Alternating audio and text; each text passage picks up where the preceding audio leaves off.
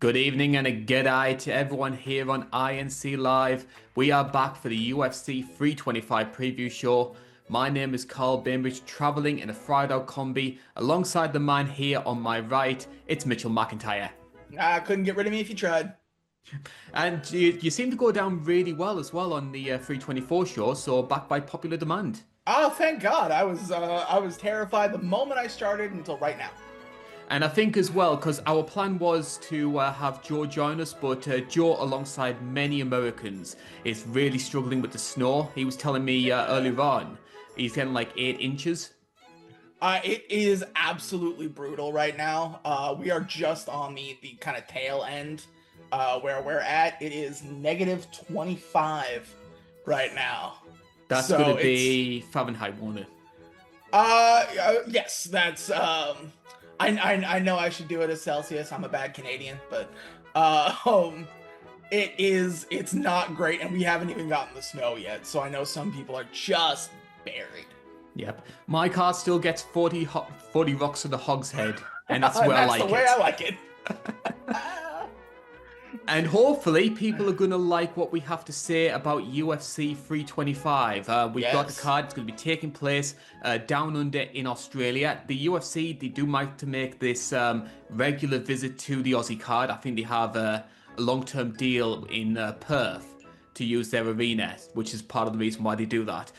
But one thing I do want to bring up, which is our first sort of talking point in regards to this card, I actually quite like how the UFC does seem to go to the same arenas for some of the more marquee pay-per-views. I like the fact that April, it's Miami, International Fight Week, MSG around November time.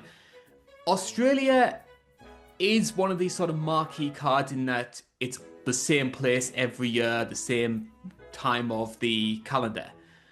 But of all of the sort of big shows, it's the one I think the UFC put the least effort into. Yeah, it does seem that way. I wonder if it's because again, we talked about this last time, if they're just so sure that the UFC brand is strong enough that, like, we only come here maybe once a year, you'll show up no matter what we do. Which is not wrong per se, it's just uncool. Um, so I kind of wonder if that's the vibe, or if they're not so much worried about international expansion anymore. Um, but it's an odd lacking in the calendar, I think. I think there are some reasons behind why certain fighters don't want to appear on the Australia card. Obviously, most of them based in America, so they're not going to want to Mm. travel halfway across the globe. I think Australia has quite high taxes as well. I think that was because one of the stories I heard was that Sean Strickland and Fluffy Hernandez were originally linked to be on the undercard for this one, but Mhm. that got moved to I think the Seattle show be partly because Strickland said, I don't want to go to Australia again because they just ate into my fight fee when I fought DDP. I guess that's a good point. You know, we always kind of talk about fighter pay and how much they get paid or how much they don't get paid. Um, and they have to kind of worry about the travel and expenses and all of these kinds of things. And while I imagine it would have been cool for the Australian fans to see like a Sean Strickland fight, uh, if you're Sean Strickland, you're not gonna go out of like the kindness of your heart. You know what I mean? Like I you think know that's you're the I think that's the only time Sean Strickland and kindness of your heart have ever been put together. mark the date. But yeah, like he's not just gonna go for the fun of it. You know, it's if this is cutting into the money you make, which is already, not great. I don't know exactly how much Sean Strickland makes. Do they announce that anymore? I think The it the win gets and leaked. trophy? I think it gets leaked time and again, but Yeah. unless a fighter outright says I was paid X amount, I don't Yeah, think it's something that the UFC do on their behalf. I don't hear it much anymore. It used to be all over the place. So, you know, that looks great on the company. Um it is what it is, when it comes to this kind of thing. So it's a shame, but I don't blame him. And that's probably the nicest thing I'll say about Sean Strickland. So we mentioned how the UFC maybe sometimes have a bit of a half-hearted approach when it comes to the Australia card. Speaking of half-hearted, this is something that a lot of fans have been sort of murmuring between themselves, and MMA On Point did a really good video about this earlier this week, which I recommend Yeah. people check out. Is Dana White no longer as invested in the UFC as he was? It's funny you brought up the Seattle card because I watched his announcement on the fights coming up, and like we used to make the joke, years ago when he would do these, he was always yelling. And it's just like, why is he always yelling at me? And now he's very just like, hey, Israel Adesanya, he's here. That's fucking dope. He's facing oh boy. You know what I mean? Like it's every announcement sounds like he's going, ah shit, what else? Do, And oh, go ahead. do you think that's because of his lack of enjoyment of the current product? Do you think that's because he's got other projects on the go? He's got Power Slap, he's got stuff for boxing, or is this because he is just, for all extensive purposes, a pawn of an even bigger machine, the TKO machine? I think and MMA On Point brought this up. He's no longer the wartime president. You know what I mean? The UFC is as big as it's ever been. It's as accepted as I think it'll ever be. As far as a combat sport goes. And so he just enjoys the fight. He enjoys, for lack of a better word, he enjoys trying to bring something up, and for whatever reason, he's latched himself on to fucking power slap. Uh, which and he does say like, oh, everything people are saying about power slap is what they said about UFC, which is true, to a point. Um, but I just think he enjoys maybe creating things and bringing things up rather than letting it kind of coast or making it more popular.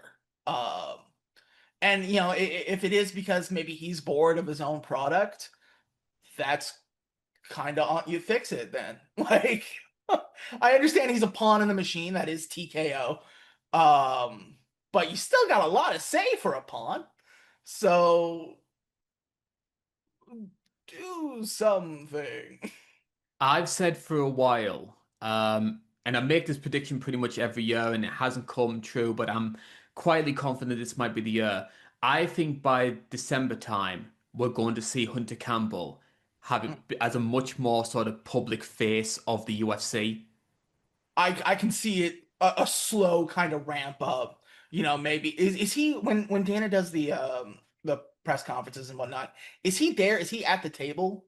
I don't believe so, but I have seen him on I'll stage during the weigh-ins. I'll bet you by the end of this year he is like a permanent fixture. He might not say much, he might not draw attention to himself, but he'll be there. And then we'll get the we'll get the handover of power sometime, yeah, after that. Or maybe Don Davis, he's looking for a job right now. Good luck. Yeah. Just going to try and put on the mood lighting here. That looks a lot better there. Ooh, fancy. Yes, I just don't want people complaining. It is, we're getting up into the evening here over in the UK. Mm. Over in Australia, though, it's going to be probably about 10 o'clock, 11 o'clock when the card actually takes place, and you can Oh see that gosh. card on your screen right now. Now, Mitch, me and you have been talking, and we're Yes. both big fans of OSW, the wrestling podcast. Yes, very much so. In the words of Mr. OOC, this card is a veritable who's that of MMA. It really is. We talked about the last card, which was stacked for being the first card on Paramount. And I guess they didn't want to keep doing that. because I don't want to say this is a one fight card because it's not, but I could see somebody else saying it. I think if you compare this to last year's Australian card, which was a two-fight card, you had the two title fights, and I Mhm. don't think there were any other ranked fighters. So this is a step above that because Yes. I mean you've got Fiziev versus Hoofy in there, you've got Tuivasa versus Taliesin, which we'll get into a bit more detail about. I know Mhm. you want to talk about that.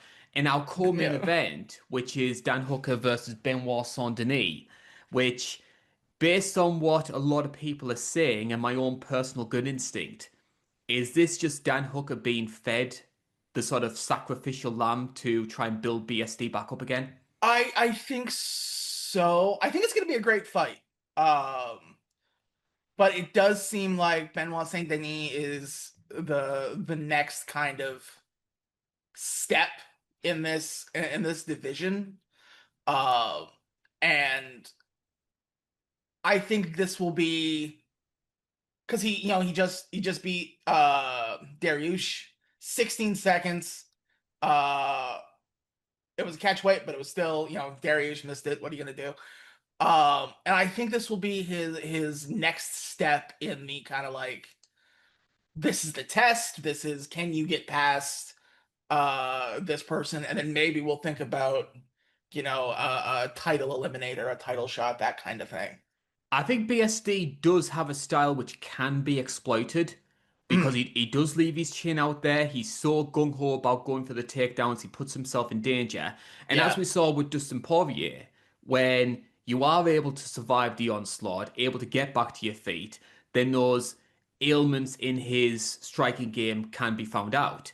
Mhm. Dan Hooker, in my opinion, just doesn't have that kind of game to be able to do that. And how many times have we seen Dan Hooker get taken down and submitted? And I just think the same thing is Yeah. going to happen.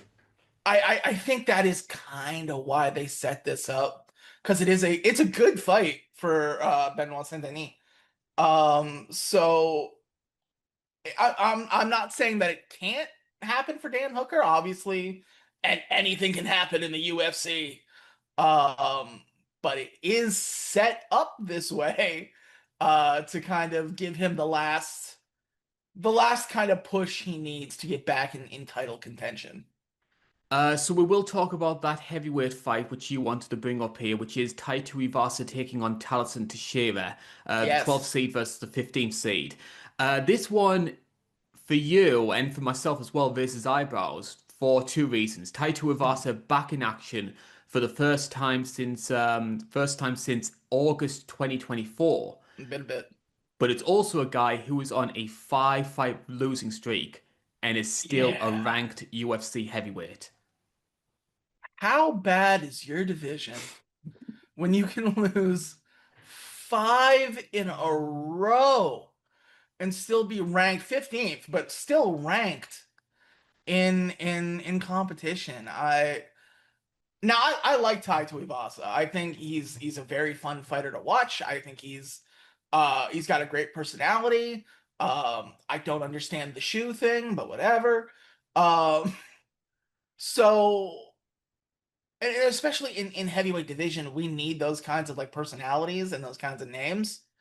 But when the UFC drops undefeated fighters because Dana doesn't like them, it it it kind of baffles me that he's still around. And not that I want anybody to lose their job, but I mean, shouldn't he be in the PFL by now? I, I think it goes back to the discussion we had in the show of last week, Mhm. where it's that kind of entertainment versus merit argument, and we Yeah. always do seem to go back to it time and again.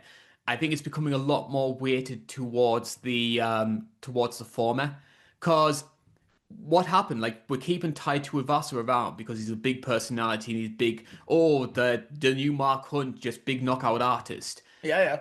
And as dreadfully dull as a Martin Budai is, for example, he's more deserving of his place in the UFC than Tuivasa is, based off activity and based off the winning streak. Yeah. And that's the thing, like I said, you know, if a fighter is undefeated and boring, uh that really should be up to the other fighters to counteract that. You know what I mean? Like, and I understand if you find something that works, stick with it. It might not be the most entertaining thing, but that's what a sport is. Like in a combat sport, you have to counteract what the other guy's doing. Um, so it sucks to lose somebody that good at their job for somebody like Tai Tuivasa, who is skidding. Um, and I do wonder, like, say he wins, what's next for him? You know what I mean? In his last five fights, he lost against Cyril Gane, Sergey Pavlovich, and Alexander Volkov, which are huge names. Like that's nothing to nothing to be ashamed about. But as he's sliding, he wins. Who does he go against? I You know what I mean? guarantee if he wins, he will be headlining an Apex card later this year. Oh, easy. It'll be him and Derek Lewis again or something like that. Like I actually wouldn't mind seeing that. I quite enjoyed the first fight. I did too.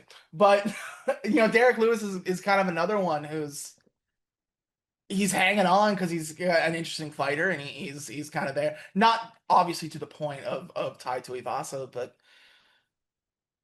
the division is so weak right now.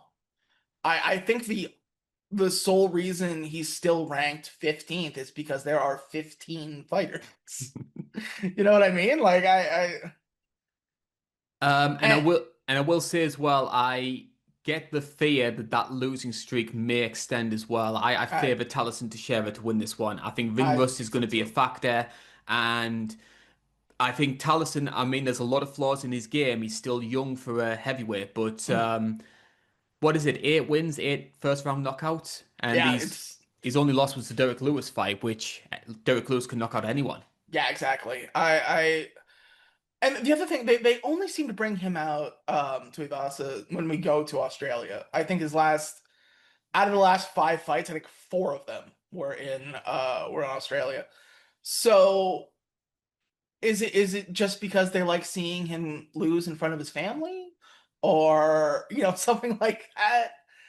I understand when we go to these different countries, you always want to put kind of the home name up there. Uh, but at a certain point, we're just leading the lamb to a slaughter. Uh, so I always thought if they want to repair the heavyweight division, which it doesn't seem like they do, um, I don't know why we haven't had an Ultimate Fighter season with heavyweight. I don't think we've had one since season 10. I'm trying to think the last heavyweight season. No, they had that season with Muhammad Usman. So Oh, he, right, right, right, right. yeah. So they have done heavyweights for the Ultimate Fighter even recently. Yeah. I, ju- Uh, I just don't think that the standard of heavyweights coming into the sport, because of fighter pay, because of mhm. how unique it is to get an athletic 6'5", 260-pound man, Yeah. and the ones they do have are going to be playing in the NFL or the NBA. Or even boxing. Look at Francis Ngannou. He made more money in his two boxing losses than I'll bet you he made in his entire UFC career. Y- So, You mentioned beforehand about unbeaten fighters who were boring. yes. That brings us on to Torres Finney. So Boy, he does it. he is on the prelims for this card. He's going to be taking on Jacob Malkoun. It's going to be Mhm. his second appearance in the UFC. This was a guy who made 3 appearances on the Contender Series. Twice Dana White said, "You were too boring. We're not going to sign you." Finally gets a finish in the third time. And then in his UFC debut, he puts on what many people consider to be the worst fight of 2025. Yeah.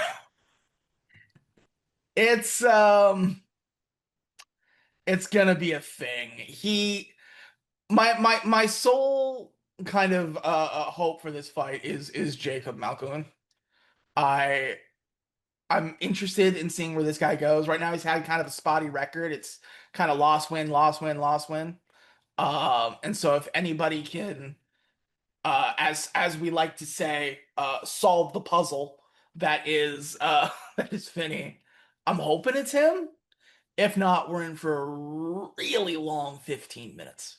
I love the fact that there was one of the judges who gave the fight to his opponent, Robert Valentine, I think his name was. Mhm. He actually gave the fight to Valentine. And I think he only landed like 4 strikes in the entire fight, but he thought, Finney is so boring, I'm going to give it to him out of spite. I well, what are the? It's effective striking, grappling, and octagon control in that order. Yeah, I was gonna say if your octagon control is great, everything else kind of blows. I have always had this belief ever since Muhammad Makayev had that post-fight interview where he basically gave it away that the UFC told him to strike against Manel Kape or else he was going to get cut. I've always had the belief that the UFC do tell fighters, especially grappling heavy fighters, to stand in trade, even if it's against their best wishes. Oh yeah, I wouldn't be that. surprised if they give Finney this talk and he tries to strike. Where's the clip of Dana going? That's fucking illegal. Um, it's no secret that stand-up battles are more fun to watch. Especially when your style is a very grapple heavy grind out kind of thing. Um, but I don't know that we can like it. It's not a good thing to go up to fighters, go up to anybody and go, "Hey, completely change what you're doing." It's not in martial arts. You spend your entire life figuring out what you're good at and learning this particular fighting style. And to have somebody go, "Hey, we'll pay you more if you do this, or things will be better for you if you stand up and do this." That's that's a one way ticket to A, getting your ass kicked, and B, putting yourself in danger and for kind of serious injury. And while maybe they're not paying them, maybe they're not like maybe they're not even saying like, "Hey, if you don't stand up, you're gonna get fired." When your boss's boss, whatever, says, "Hey, maybe think about doing this," the power imbalance, you're gonna think about what he said. And so I think that's really really dangerous, a precedent to set. Um, and whether it is happening or it isn't, I'll bet you it is. Uh, it's a bad look. Is there anything else on this card that takes your interest? Uh, yeah. So, outside of the main event, obviously, the Roofy fight, Ruffy, Rufi. Roofy. That's unfortunate. I've heard Hoofy as well because he's Brazilian and they Oh sometimes yeah, pronounce the that's R's as H's. son of a gun. That's what I thought, and I said it anyway. Coming off the loss against Benoit Saint-Denis, uh, I am, that was his second loss Second all loss time in his career, first loss in the UFC. in the UFC. He's another one who came from the Contender Series. I am interested to see how he bounces back from that loss against Saint Denis. To see if he can uh kind of get back on track. And I think this is another fight where they're not necessarily throwing Rafael Fiziev at him, but he did have a 3-fight losing skid, 2 against Gaethje. Um, And he's getting up there in age as well. and That's he's not the youngest dude in the world. Uh, and again, he's not dead in the water. He's 13-4, which is not bad at all. Um, but this does seem like another one of those like kind of like gatekeeper fights, for lack of a better word. I think that's Fiziv's role right now. I I think there was a time when people did think of him as a bit of a lightweight dark horse, but I think father time's caught up with him, injuries have caught yeah. up with him, and I think this is kind of the role that he's filling right now. I think from Hoofy's perspective, the BSD fight, I think, exposed some limitations to his ground game. Mhm. So putting him against another guy who we know is going to strike, obviously it pleases the UFC because they are leaning towards this more striking heavy approach. Right. But we're not going to see those limitations in Hoofy's game up against someone like Fiziev. Mhm. And I think, looking at both guys, a lot of performance of the nights, a lot of fight of the nights, especially with Fiziev. So I think they're kind of expecting quite a bit from this fight. Uh, and so, as if your career kind of boils down to being a gatekeeper, which I don't think is necessarily a bad thing. You know what I mean? It's not a bad spot to be in. Obviously, you'd want to be champion, but not everybody can be. Uh, if he can kind of keep his head above water, it's not a bad place to be. But I also don't really see him winning this one. Some of the other fights I'm interested in, I'm curious to see how Quillan Solkild follows up off his highlight reel finish of Mhm. Hakparast, which was on, I think, UFC 321, the Abu Dhabi card. Oh yeah, That's up there as one of the best knockouts of the year.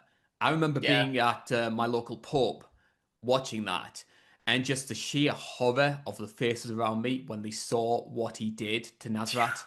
Mhm. But also as well, I'm curious what your opinion is because the Fight Pass prelim card is actually going to be made up entirely. I think there's one fight which is both UFC fighters, Yeah. and the other four, it's the finals of the Road to UFC tournament. Now, this is something the UFC have done over the past few years to try and really sort of capitalize on the Asian market. Mhm. So you got guys in there from Thailand, Singapore, Japan, obviously.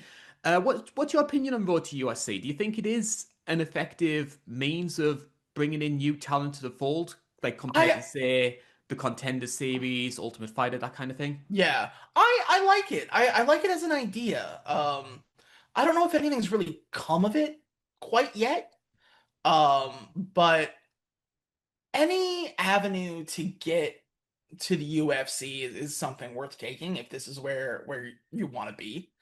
And to give, with the UFC being an American company, it is super difficult for, people in Thailand or China or these kind of Asian countries to get a way in. Especially countries that aren't really known for kind of mixed martial arts. You know what I mean? You hear it a lot. Obviously, in Thailand, you have Muay Thai and everything, and Japan was big for it, and Brazil, obviously. But some of these smaller countries, there's only so many ways to get to America and uh kind of stake your claim in the UFC. So any way to do that is great. That being said, I talked about this before. I don't know a single soul on this card. And I know that as a mixed martial arts pundit, that doesn't look good. But I am interested to see how this comes about.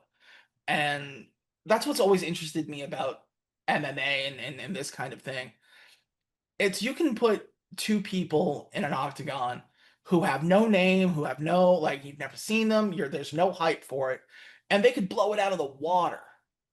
Uh so especially if this is a tournament, this is a kind of win and you're in kind of thing. Which is the kind of approach I much prefer. I prefer that over Yeah. the Contender Series, where there is that real feeling of there is one person at the end of this who is getting the contract.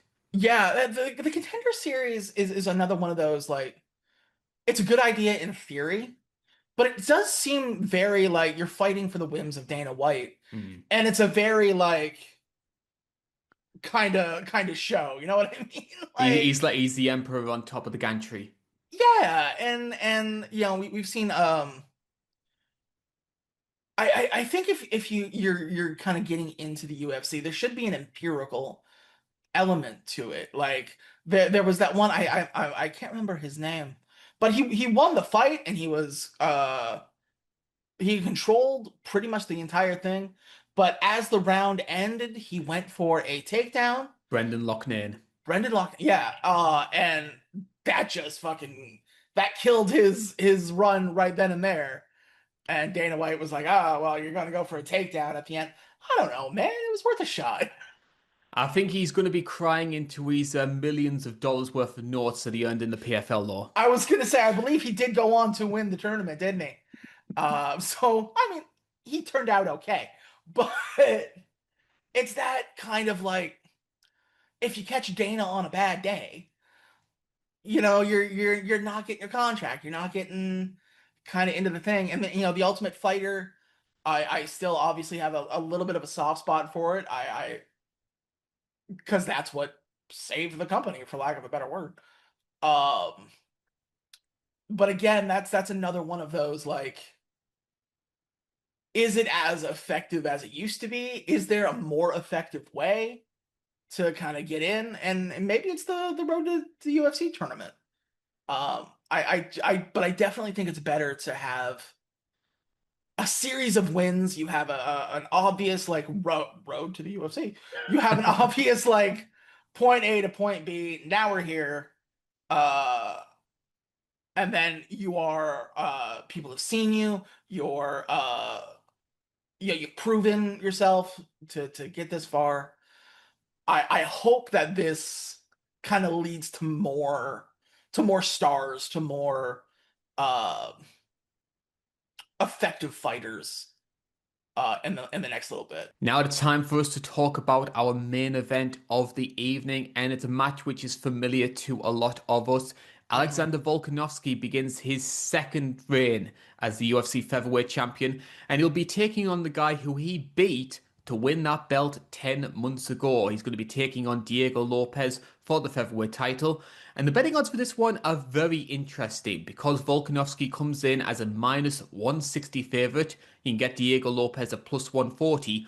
Interesting because it's the exact same betting odds as the first fight.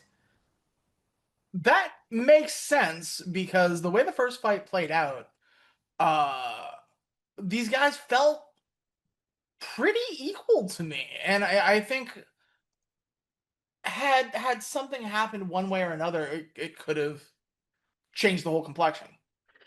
So all of us remember that first fight, and Mm. don't let sort of like the recent narratives change what that fight was because that fight was actually very, very good. I think it Mhm. was. I don't think the title fights in 2025 were the most amazing. I think we did have a lot of blowouts, but I think that was one of the ones which I think was worthy of a title match. I actually really did enjoy it. The I think so big, too. the big question we have though is, do we need to see it again? And that's been the big subject of debate ever since this fight was announced. Well, ever since Taporia decided to go up, it kind of threw everything into a bit of disarray. Uh, because Volkanovski actually had just lost to Taporia, and then he just come off of a loss to Makachev, if I'm not Markachev, yeah. mistaken, for the lightweight championship.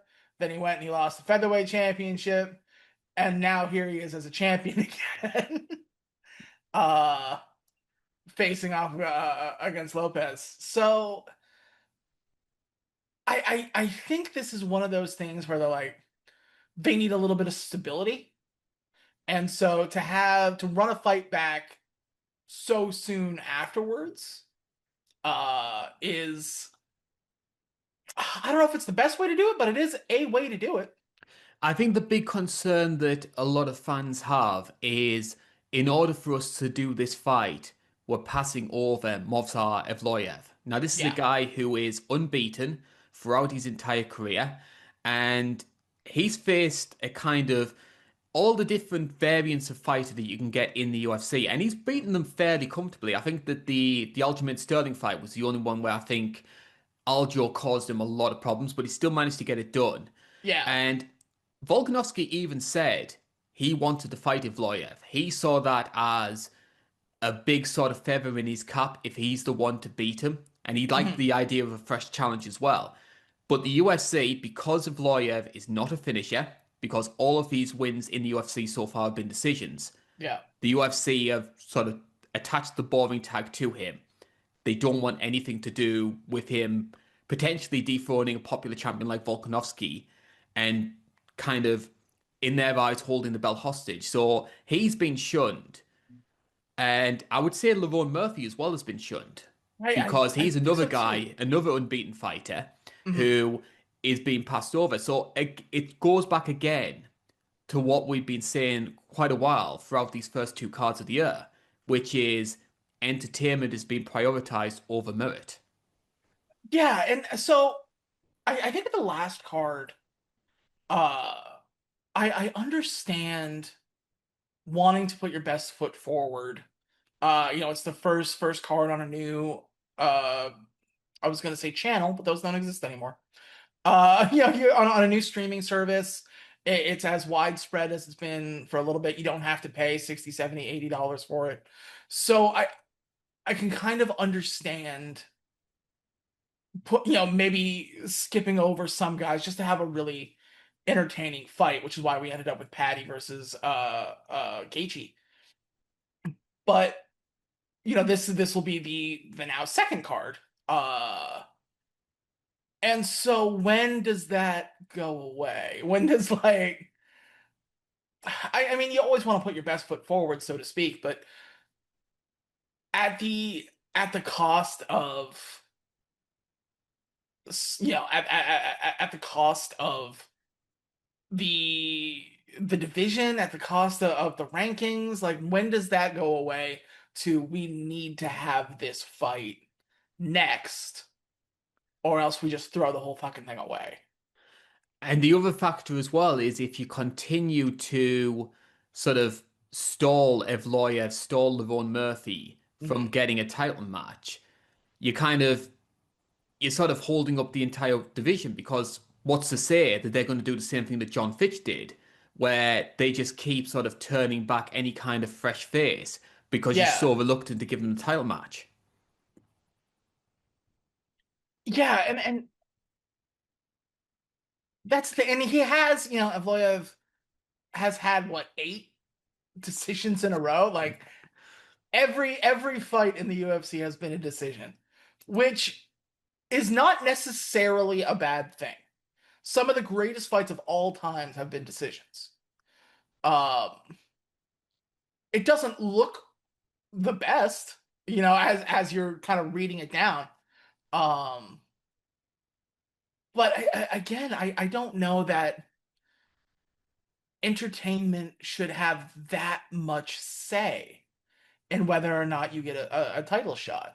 Because if it does, why have rankings at all? Hmm. You know what I mean? Like, uh, if it's hard to have rankings and also just go, what's the most entertaining fight? That's Yeah. and so that's where we're at. So either you kind of abide by what the ranking system you have set in stone, in which case this guy he's second, third. Uh, I think he's ranked number one. he is, yeah, he's ranked number one in the featherweights. So yeah, like if that isn't your next guy, then what are we, what are we doing? I maybe getting this fight out of the way, this rematch, because the first fight was so good, and then like, well, we want to run it back real quick. I guess I can see, but if it's not the next fight on the champions card,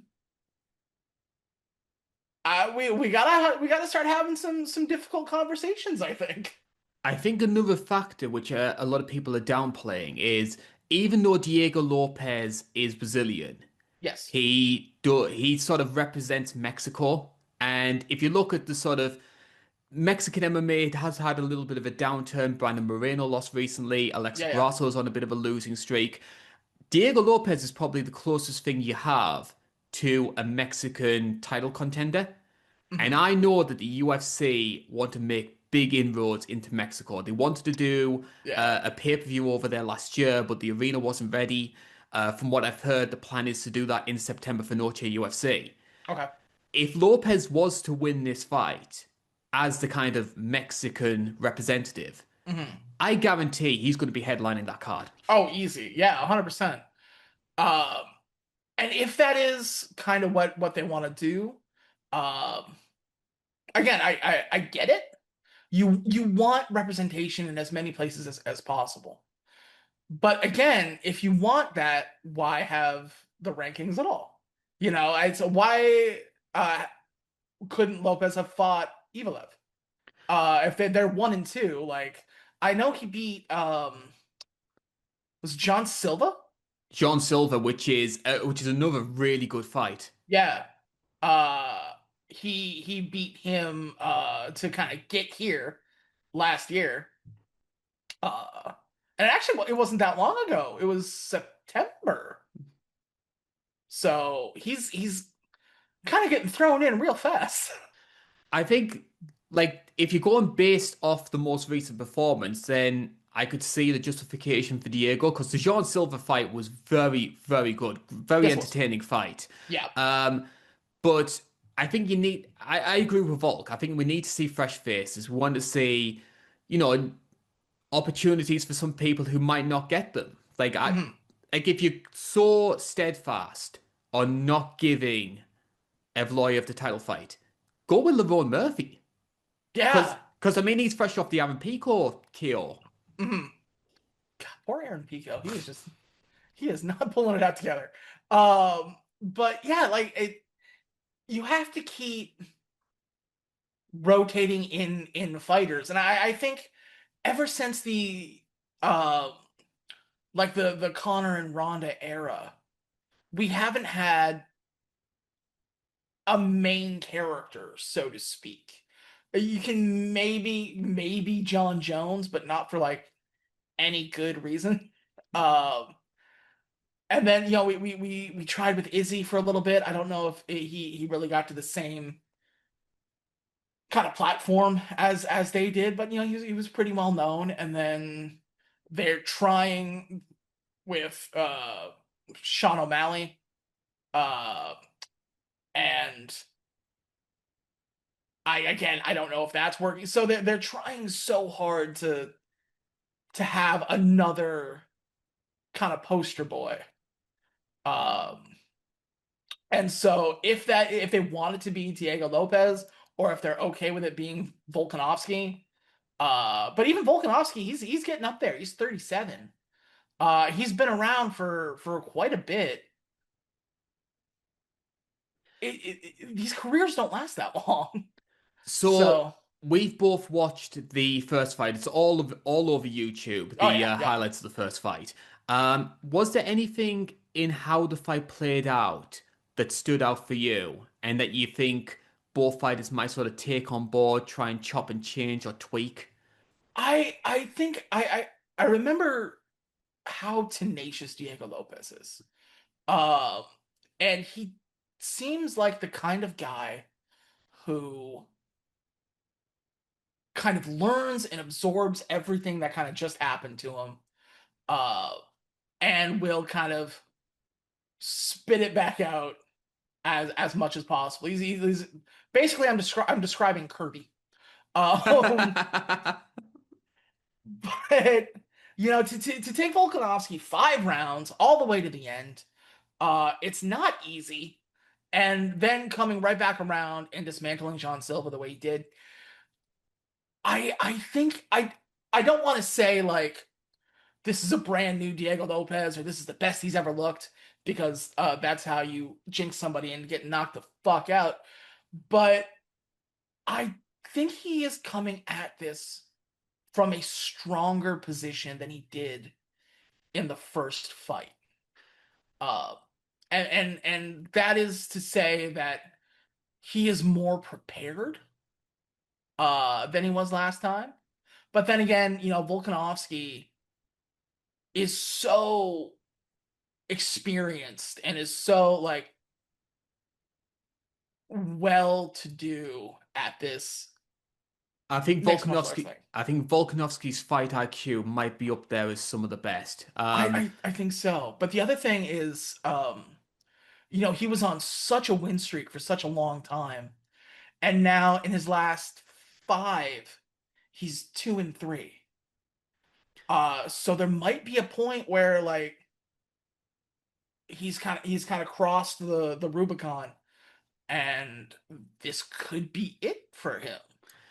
I think some of the things that stood out for me, sort of bringing this on to what we said about Volk there about his fight IQ, Mhm. was he was very much sort of the matador to Diego's bull, I think, in that Yes. fight, because Yeah, yeah. he was the one who sort of he allowed Diego to try and sort of come towards him. He was happy to stick and move, sit behind the jab. Mhm. And you did see times where Diego, I think, was getting a bit frustrated that he wasn't able to sort of get the real meaningful offense. I mean, Right. the big times I saw where Volk was in trouble, he sort of dropped him with the uppercut in the second round. And in the fourth round, he had Volk hurting a bit. And I think there are some big chin issues with Volk, which is something Yeah. which I'm very nervous about. Um, there was a moment in the first round, I think, that really helped dictate how the fight played out because Diego Lopez's big weapon for me, it's twofold. It's his aggression when it comes to Mhm. his striking and his guard work. Because some of the Yes. stuff he's able to do with his jiu-jitsu is stuff you don't see all that often Mhm. in the modern game. Like throwing like flying triangles. I think it was like Pat Sabatini, I think he submitted. Like flying triangle caught him Yeah. and managed to get the sub. I think it was on an MSG card. But we didn't see any of that. And I think part of the reason was if you notice early in the not early, but late in the first round, Mhm. there's a clinch exchange, and Volkanovski just bullies Diego to the ground, lands some good Yeah. ground and pound. And I think Diego from that point realized I'm not going to have the success playing the jiu-jitsu game with Volk. And then it turned into a pure stand-up battle. And that's when Volk was able to just sort of sit behind the jab Mhm. and sort of lead Diego on. And another big thing as well, and I say this about a lot of the fighters in the Lobo gym. So I say this about Diego Lopes, I say this about Alexa Grasso, Irene Aldana. They cannot corner cut. No. So yeah, that's an interesting kind of point you made because when it comes to the kind of flashier BJJ that Lopez can do, I I wonder if he's less likely to do it, especially in that first fight, if he was less likely to do it because it was a championship fight, because these kind of like, you know, f- uh these kinds of moves can leave you wide open, and especially against somebody with such a high IQ like Volk, uh you leave yourself open and that's the game. But I wonder if that thought process led him to kind of hold back a little bit instead of just kind of doing what he does best, which yeah, it may leave him open and it may uh, you know, be a blunder to use a chess term, but it also might have given him the advantage. It also might have won him the fight. Uh, so I think that's an interesting kind of point to look at in this next fight. Does he use more of his ground game? Does he take it down to the mat rather than have another kind of stand up fight where he can get picked apart? And I think the cage cutting question is more prevalent because I think that's somewhere that Volk has shown some weaknesses in this Mhm. later stage of his career. Because if you go back and you watch the second Makachev fight, Makachev does a very good sort of like cajoling him to the fence, and once Volk's up there, then comes the head kick. Mhm. But also as well, Ilya Tapuria was able to do the same thing. sort of like use his footwork and get Volk into the position and then Yeah. just tee off against him. It's something which I have seen from Volk, which is a bit of a weakness these days. I don't know if Mhm. that's always been there or whether that's just Father Time leading him to, maybe not be as sort of aware of the danger as he may have been as a younger Yeah. fighter. Uh, Actually, speaking of Taporia, that kind of leaves this other question. Had he stayed in the division, what would this card look like? I mean, obviously Volk wouldn't be champion. Would we see Lopez against Taporia, and would he have a shot in hell? Because right now he's 17-0. He just he's in the last three fights he beat Volkanovski, Holloway, and Charlie Oliveira. I think if Ilya was to stick around, so I think he would have got the Diego Lopez fight on the Miami card. Mhm, Maybe got another one sort of. I think he might have been on the MSG card actually, MSG or December. mhm. Um, Maybe you could have if Volk sticks around. Maybe you could do Volk after a one fight winning streak only because it's in Australia. Oh yeah, maybe. And Volk was a long reigning champion, so he would have been justified for a rematch. That's the other thing with Volkanovski. Is it like we are kind of falling back onto familiar kind of territory because Volkanovski's been champion for so long, and we know he's good at it. Um, so is is he just kind of holding on to it for a little bit? Is he? I guess to use a pro wrestling term, a transitional champion. Are we just waiting because Taporia left? Like Volk will hold on to it, and then obviously he won it. We didn't just give it to him, but we're just kind of waiting until somebody takes it from him. I get that impression as well. I don't think that Volk's second reign as champion is going to be all that long. I don't think so. Spoiler alert, I think he still has a chance of beating Diego Lopez in this Mhm, fight because I think Diego has too many flaws in his game. But you look at the featherweights which are coming on the up. You look mhm. at Evloev, you look at Lerone Murphy. I fully expect Jean Silva to be there, assuming that he beats Yes. Arnold Allen. Mhm. Obviously, we're recording this before that card takes place, so we don't know. Maybe he got beaten in the first round, up for all we know. I was gonna say we got two cards in 2 weeks, which is Yeah, a choice. yeah. I think it's only the second time since we started this show where we've had to go back to back, which has been really, really awkward. It has to be said. Mhm. Um, One thing I do want to say about Volk, though, and I'm bringing this up more than anything now because we don't know how many fights Alexander Volkanovski is going to have. And I think if he Yeah. was to lose, I wouldn't be surprised if he calls it a day in front of his home crowd. I don't I like bringing up the greatest of all time arguments for weight classes because I think it's very hard to judge a fighter that fought in, say, the early 2000s to someone who mhm. fights now. But I think you can make an argument of Volkanovski being the best featherweight. I actually think featherweight is one of the best sort of divisions in the UFC for this argument because I think so too. if you say Volk's the best ever, or Mhm. Aldo, or Max Holloway, I think all three have a legitimate claim, and it's not one of those which is explicitly wrong. Yeah. I That's a good point. And featherweight is, I mean, a relatively newer division in the grand scheme of things, because Yeah, 2011, 2012, I think. yeah, it came in with when they absorbed WEC, right? Yeah. Yeah. So, considering heavyweight, light heavyweight, middleweight, welterweight, all kind of spans since we started having weight divisions. Uh, so I think it's easier to kind of claim a goat kind of right now. Um, and I don't think anybody would blame you for saying Volk. Like you said, Max Holloway is probably up there as well, but I don't know if he has the like a championship pedigree the same way that Volkanovski does. And I think it's Uh, hard to ignore the three losses to Volk. yeah, that's kind of cut and dry there, isn't it? I mean, I mean, Uh, I mean, I just realized, like the worst featherweight champion is Conor.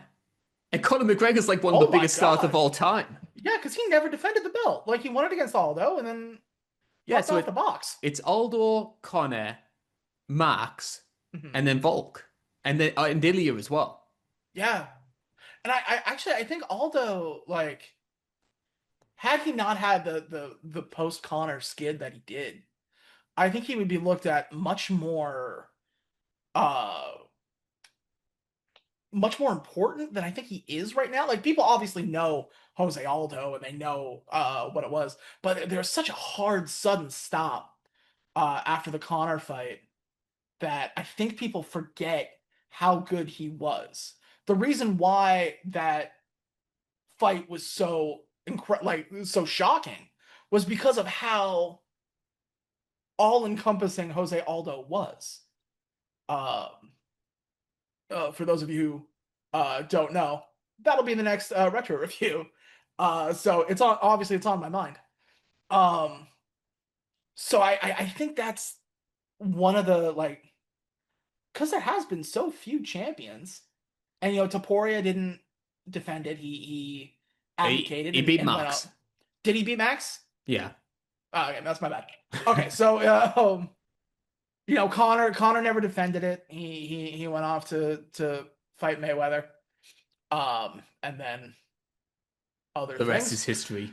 Yeah. But yeah, I think at any champion in the division that's been there has that kind of it has to be at least be in the discussion, you know? I said in the preview show for the first Volk Lopez fight, and Mhm. I remember this. I said I think a prime Volk beats Diego Lopez comfortably. The question is, are we going to do we still have a prime Volk? And I think this question is still prevalent, and dare Mhm. I say, after a year away, even more prevalent.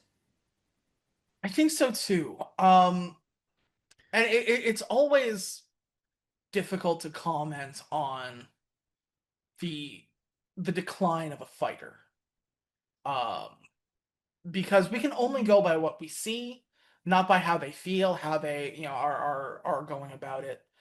Um, but like I said, Volkanovski, he went on like a 20 fight win streak, something like that. No, no, even more than that. A 22 fight win streak until he lost to Makachev in the lightweight division. And then he went back to featherweight. He beat Yair, and then lost against Makachev again, and then he lost against Taporia. Um, so I find when you look at these fighters who have these big long like win streaks and such a huge effect on the sport and on effect on the weight division, when you get to the end of their career you start seeing like it's like win loss win loss win loss. Mm. And look at Anderson Silva is a great example of this.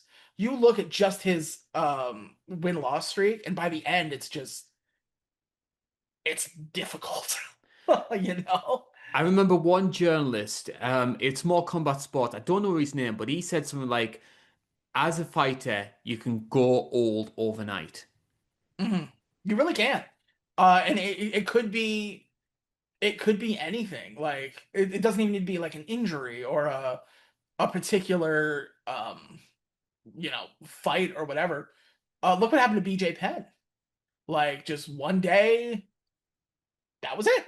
And then he's another one who was such a an important name in the UFC and mixed martial arts, and by the end of his career, they kind of don't know when to quit, and you can start seeing that win loss kind of thing. Um, so the reason why I bring that up for Volkanovski is that we are starting to get those 1 to 2 losses in a row. You maybe loss, win, loss, loss. have we hit the point where, I mean, obviously he's 38. He's on the, on the older side. He's closer to 40 than he is to 30. Is this the kind of precipice? If he loses this, is it is it over? I think the next loss is going to be Volk's last fight. Yeah, I could see it. Yeah, Um, because I mean, I know he liked to make a big deal about staying active, and I think that was mhm, part of the reason why he maybe put himself into positions like the second Makachev fight, mhm. where he was putting himself into fights, into situations where he was fighting too active for his own good, and that Yeah, can completely ruin a fighter. I'd like to think he's learned from that. So I think, well, the fact he's taken like 12 months off, he's taken 10 months off in these past two fights. I think he has mhm. taken that on board. Um, I think Volk is a much better fighter than Diego Lopes, I think so too. but I just can't shake this feeling that Diego is going to catch him. And There's that something chin, about that it. durability is it's been in question for a while. Volk's Mhm. never had the strongest chin. I remember when Chad Mendes dropped him, Yeah, yeah, and I think we're going to. I could picture Diego Lopez winning this fight. Not because Diego's a better fighter. I just think that Volk is gonna. You're gonna have to fight 25 perfect minutes with a very dodgy chin, and I yeah. don't think Volk can these days. I think if he can, I mean, if anybody can, it's Volkanovski. Um, but I think if he does, this may be the last time we see it. Just because it takes 200, 300 days between title defenses. At 38, you're 39, you're 40. It's there's so much time passes that might be the last time we see it. But I don't know. Like you said, I can't shake the fact that it might be Diego's time. Um, and if it does, I don't know if he'll hold on to it for a very long time. Like you said, there's a lot of kind of holes in the game. There's a lot of exploits that can happen, especially if he's going up against how do I pronounce that guy's name again? It's going to be Evloev. Avoyev. Thank you. Yeah. I think regardless of who wins this fight, in a meritocracy, regardless of who wins this fight, It's Avoyev. the winner loses to Evloev. I think maybe Avoyev is so like he's so all enveloping that it would be interesting to see if somebody, like I said, can solve the puzzle that getting taken down and wrestled us. And that's all the time that we have here for the UFC 325 preview show. My name has been Karl Bainbridge, and once again, Mitchell, I want to say a big thank you to you stepping in on short notice. Joe was snowed in, I'm afraid, but good old Canada was able to avoid most of the storm. It's weird. It's usually the other way around, but I'm happy to step in. Thanks for having me. And if people are interested in any of your other work, where's the best place to meet you and tell us about some of the other things you've got on the go? All right. So, I am pretty much anywhere you look. I am at Empty Square, EMPTYSQUARE. That is here on YouTube. That is on Twitter. That is on Blue Sky. That is on Friendster, MySpace. Are you guys old enough to remember MySpace? Just about, Um, yeah. I think it was when I had my short-lived band. We were on there for a bit. oh yeah, we were all there too. It was a time. Um, Also, if you are into kind of comedy horror based podcasts, you can find me at the Brightwall Podcast over on Spotify or here on YouTube. That kind of thing. And then I'm over at right here. It's now Cage Fighting Live. If you want to see the retro reviews we put together. Good thing you did reference that because we will be getting to our upcoming retro review in just a few moments. I will Mhm. say as well, for anybody who hasn't seen the Brightwall podcast, a couple of MMA crossovers. You've covered Fast and the Furious 7. I've always had this idea, to restart doing the Patreon stuff with the films. Because we need to get you reviewing like Terror on the Prairie or the MMA I episode of iCarly. I will say, I have the script written out for Never Back Down. And it's just the case of me recording it and then editing it all together. But yeah, so that is on the way. I don't know for how long. It has been a very busy 4 years. So but yeah, that's been on my mind for quite a little bit. There's a lot of MMA movies that are out there, and I have to will myself to watch Gina Carano do its thing. But that's right. I do a movie podcast with my wife. It's called Binging with Badness. It is on the same channel as the Brightwell podcast. But yeah, we do. It originally started out as we watched every single Hallmark Christmas movie in the year 2020, um, against my therapist's wishes. And then we decided to do just like movie series. So we watched all, I think there was 7 or 8 at the time. Fast and Furious. We did all of Men in Black. We're doing all of X-Men. So if you're into that kind of thing, that is also over on the Brightwell podcast channel. One thing that is going to be coming out a lot more recently, I say this because I actually just finished splicing it together before we started doing the preview show. The latest retro review will be arriving on Thursday, and with this being a featherweight title fight, we decided to look back at a classic featherweight title fight from years gone by. Um, we already sort of teased what it was in last week's show, but for anybody who wasn't around for that one and wants to know again, what are we going to be looking at come Thursday? So, coming up next is maybe at the time the biggest featherweight championship fight of all time. It is Jose Aldo versus, yes, Conor McGregor. It's real interesting to go back and watch that fight, knowing what we know now. He like we'll get into it more in the actual episode itself. But this fight was the biggest thing in the world that time. I will say, as a Bills fan, it's only the second most depressing 13 seconds. You guys, you had a bad We, turn this year. we've had a bad week. We've had a very Yeah. bad week. See, I'm a Lions fan, so we've been out for weeks.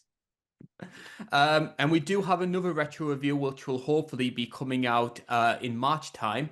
And with March being Women's MMA month on this channel, we always like to celebrate the sort of fairer side of the sport. We're going to celebrate the career of one of women's MMA's all-time greats with one of their main event performances. So the poll is still up for that one. Mitch, what are our shortlists? And Yes. So we are looking at UFC Hall of Famer Joanna Jędrzejczyk. And so her 3 kind of major main events, which is Fight Night, Joanna versus Pena, Fight Night, Joanna versus Watterson, and the Ultimate Fighter 23 finale. There is still time to vote on it if you feel it. Right now, the Ultimate Fighter season 23 is running away with it. So if you're not careful, that's the one you're getting. I had the feeling that was going to be the one which most people were going to go for. But I think one of the great things about doing these polls is sometimes there are results which catch you a little bit off guard. So there is still time to maybe influence the vote. Mitchell hasn't finished recording it yet, so it is still up for grabs. You may very well be able to influence the vote come March time. For now, though, it is time for us to say our goodbyes. Mitchell, once again, big thank you for stepping in on short notice. Well, of course, thanks for having me, man. Yep, and we hope that you've enjoyed the preview show. We hope you enjoy UFC 325. This is the INC. Thank you so much for watching, and God bless.